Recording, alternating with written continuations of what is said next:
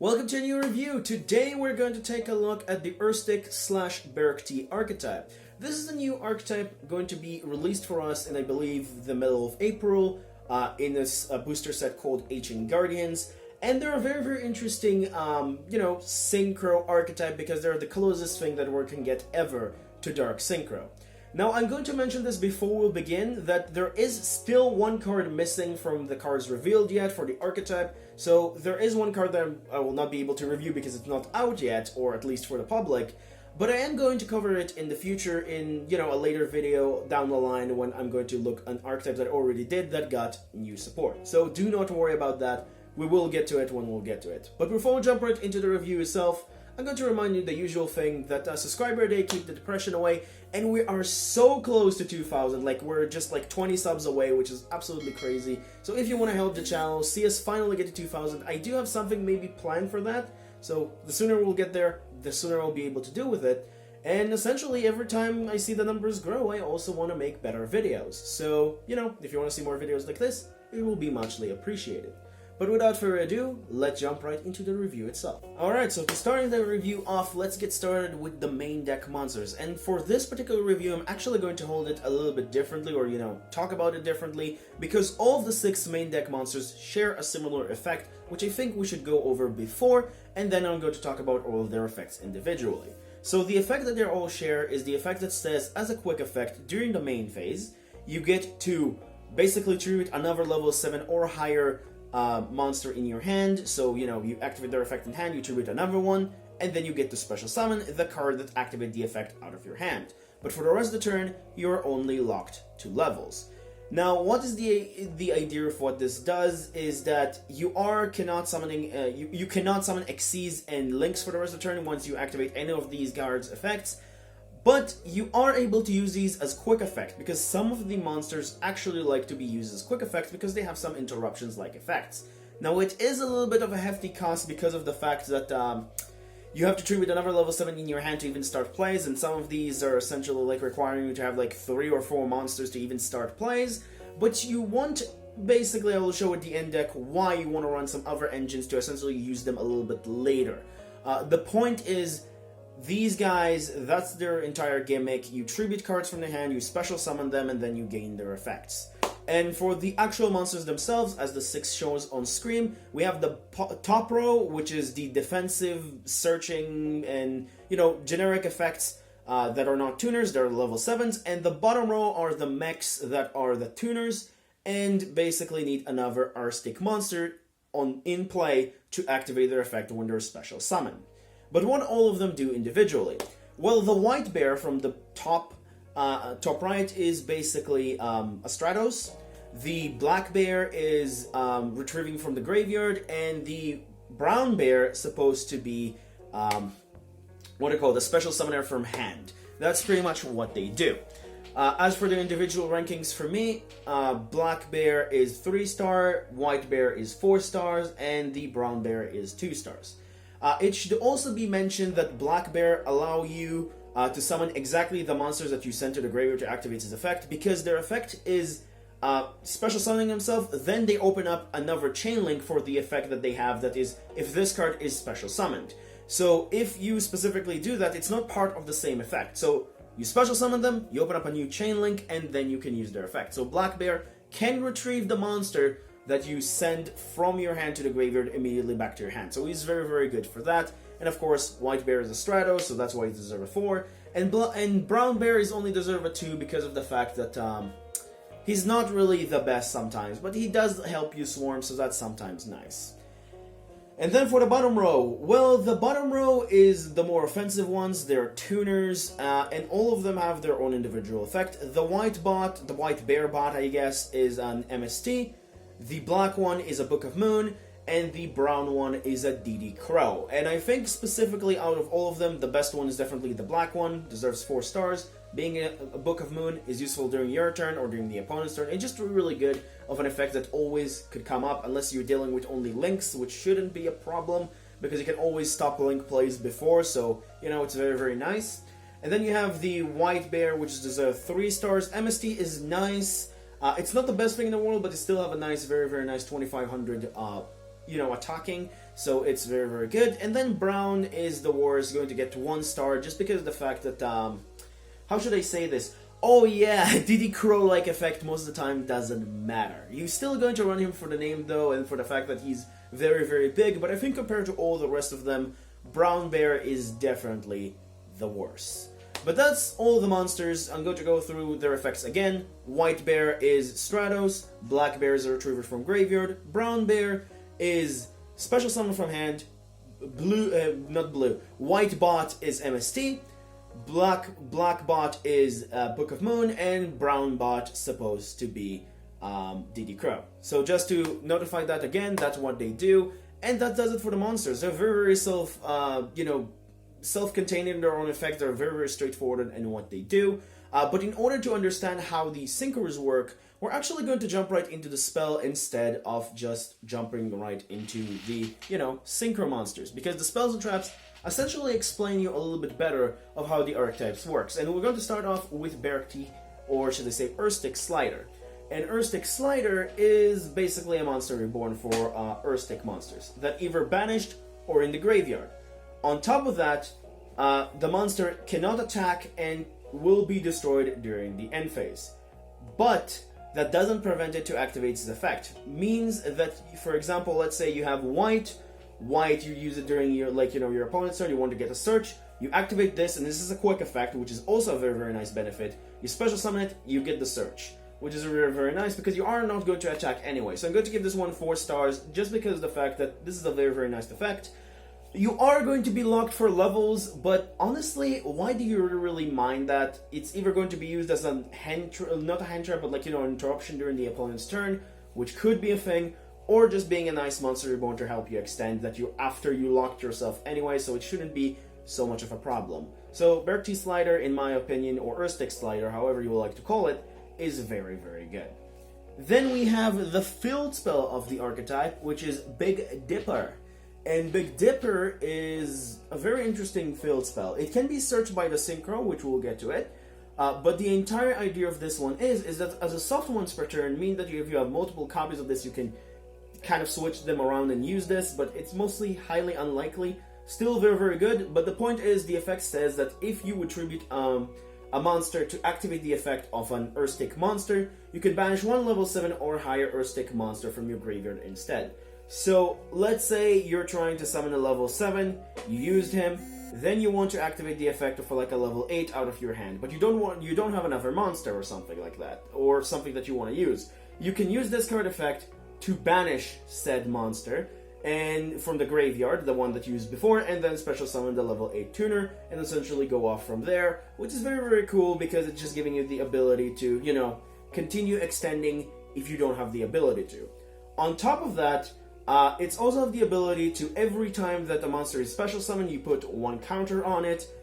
And why is that matters? Well, again, as a soft once per turn, when a monster is special summoned, you get to remove 7 counters minimum from this card, or all the counters themselves, minimum 7, and take control of the opponent monster permanently if you control an Ursarctic Synchro monster. It does require you to control the Synchro monster, meaning that this effect is not the best, but the fact that you have the ability to still permanently an opponent monster is really cool. This card is a 4-star card, and a very, very good addition to the archetype, giving them the ability to play quite nicely. And then for the last main deck card, we have Ursarctic Quint Charge. I guess that's the name of it. It has 3 particular effects, only 2 of them essentially matters, but the first effect says that when your Ursarctic monster will be destroyed by an opponent attacking monster, you force your opponent to send shuffle cards from their hand, deck, or graveyard into their deck until they only have 7. Which I think this kind of a floodgate sometimes come up, but most of the time doesn't really matter because of the fact that, how should I say this? Sometimes your opponent want to shuffle things back. For example, a useful extra deck monster that they can use against you next turn, or even in this turn after they broke your board, or essentially want to get a particular combo piece back into their deck so they can do things again. This effect most of the time doesn't really matter, but the other 2 effects are actually really good and grant this one 3 stars.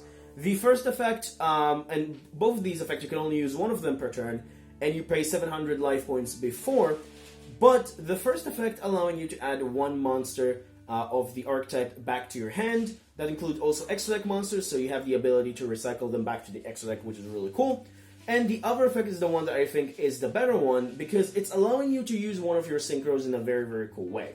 And that is to tribute 2 Ursarctic monsters, and then summon a synchro monster, which, from the archetype, that have the level equal to the difference, ignoring its summoning condition. So, for example, if you tribute a level 1 and a level 8, which one of the synchros, like the synchro level 1 is that, so if you tribute the level 1 and the level 8, you can bring out one of your synchros level 7. If you tribute the level 7 and the level 8, you can bring out the level 1. That's how it basically works. So, yeah, it's really cool, and just a very, very nice card. I think, at the very least, you want to run one copy of this, because it does come up sometimes, and there is a particular synchro that really, really like this one at the moment. I'm not sure if the final card that wasn't revealed will be a synchro that will benefit from this as well, but I'm hoping it will be, so we'll see this card even being more used. As for the synchros themselves, well, first off, we're going to start off with Ursarctic Polari. And Polari is your main monster.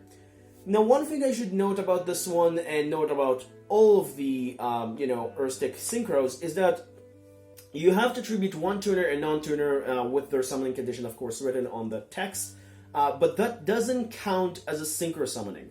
At least from what I understand, it doesn't count as synchro summoning. You have to tribute a monster and, a non-tuner monster and a tuner monster that have the same, that have the difference level between themselves to summon the said synchro monster. And this is probably going to be the closest thing that we'll be able to ever get to Dark Synchro, as well for the fact that, like I said, it doesn't count as a synchro summoning. But it's still very, very interesting mechanic in my opinion. And this is the first and only level 1 synchro. And this one, unlike the other two, can use a level 1 and a level 2 as if one of them is a tuner, so you can even just summon it generically, by tokens from Auroradon and a Haki Fibrax token, or a Deskbot 1. So it's just giving you the ability to summon him quite easily, and it's not that hard to summon, so that's why this card is pretty great. This one is deserved, in my opinion, 5 stars, because this one carried the entire archetype on his back. Polari specifically, on summon, giving you the ability to, activate Big Dipper directly from your deck. So that's really strong. You're getting immediately the field spell, which allowing you to mitigate some of your losses in terms of tributing in hand, which is really cool. But on top of that, he also have a nice effect attached to him that would love to the use of Big Dipper. And that effect says that you tribute one level 7 or higher monster from your higher monster. It doesn't say from your hand. You tribute, I believe, from the field. And then you get to add to your hand or special summon one Ursarctic monster from your graveyard, which is really cool because you can get specifically, let's say you have a level 8 and a level 7 in graveyard, you banish the level 7 because of the effect of the field spell, then you special summon back the level 8, and then you'll be able to go into one of the synchros of the level 7s, which we'll get to them in a second. But this card is really cool and does a lot of things for the archetype, and just by itself, like I said, it just carried the archetype, and it's definitely a free off in the extra deck because you want to see this one all the time to essentially continue your plays. And then we're moving on actually into the level 7 synchros, and we're going to start off with Septentrion, and this one requires specifically to be synchro summoned, but I would say special summoned, by using one level 8 or higher tuner, and then a non-tuner monster that synchro monsters that have the same have a different of level of 7 with it. So the only way to summon this is the level 1 and the level 8 tuner that it summons together. Or you can even have a formula synchron, not formula synchron, like a level 9 tuner, and then have something like a level 2 synchro, or a level 3 synchro and a level 10 tuner, which doesn't really exist. Honestly, the best ones are the Polari and a level 8 Ursarctic. But it's still an option there, so just to let you know, as long as the difference is 7 and the level 8 is the tuner, and the other monster is a synchro, you can summon this guy. But what did this guy do? Well, first and foremost, he's a skill drain for Xyz and Lynx, because any monster that is special summoned from the extra deck that is not have a level, he will negate it effect, which is kind of cool, I guess. It's not really the best thing in the world, but it's still very nice floodgate, because there are a lot of decks that do depend on the extra deck, so that's kind of cool. And then the other effect is that says that if your opponent will special summon a monster, you get to add one Ursarctic card from your deck to your hand, which is really, really good because you can search, for example, for a Book of Moon-like effect. If you have another monster in hand, you tribute that monster, you special summon it, and then you get the Book of Moon-like effect through this guy, which is really nice. I'm going to give this one 3 stars just because of the fact that this Floodgate effect is pretty okay, and the fact that he's able to search you more interruptions, which is very, very nice. The other synchro revealed so far, however, is a little bit far worse, but he's the one that is better with the trap, and that is Grand Chariot. And Grand Chariot says, same summoning requirement as the previous one, but he says that on special summoning he popped 2 cards on the field, which is very, very good. That's why the trap is good with this guy. And if you do summon it with the trap effect that says ignoring summoning conditions, you could bring these guys back. If you summon them by their own effect, you cannot, but if you use the trap, you could bring them back. This is definitely just a one-off, in my opinion, in EX deck, because it's not really the best thing in the world, however, Grand Chariot. He still deserves 2 stars because I think it's still very, very decent and very, very good, but it's mostly a card that you want to use going second because not always you're going to be able to get to your traps. He also have a nice, I guess, protection effect that says that if your Ursarctic cards are targeted, you get to tribute one, Ursarctic card, or should I say one monster, and then you get the activation of that. If activated effect to, target your Ursarctic cards. Which I think the tributing and the targeting, limitations should have been there. I think one of these should have fallen off. I think the tributing maybe should have not have been there. Or, the tributing, but shouldn't have the problem of targeting. So that's how I feel about this one. But I still think the card is pretty cool. Like I said, I don't think he's better as, Septentrion, but he's still very, very nice overall to run, at least as a one-off, because of the fact that you're able to summon it sometimes during the opponent's turn. Not whole lot of time, but the trap's still giving you the option to do so, so you're at least 1-on-1, and for the fact that he's good going second.